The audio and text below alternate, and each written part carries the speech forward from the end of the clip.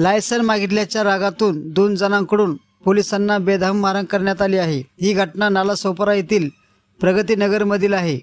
हा viral video आहे। विनापरवाना वाहन चालवणाऱ्यांच्या विरोधात पोलिसांनी मोहीम सुरू केली आहे। लायसन मागितल्याच्या रागातून ही घटना घडली आहे।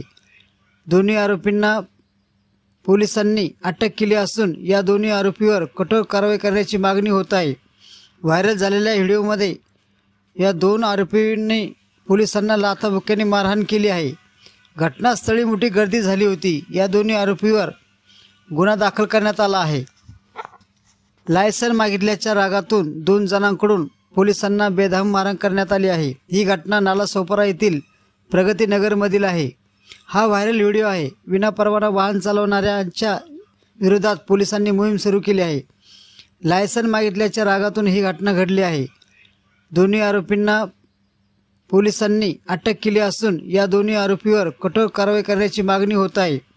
व्हायरल झालेल्या व्हिडिओमध्ये या 2 आरोपींनी पोलिसांना लाथाबुक्क्याने मारहाण केली आहे।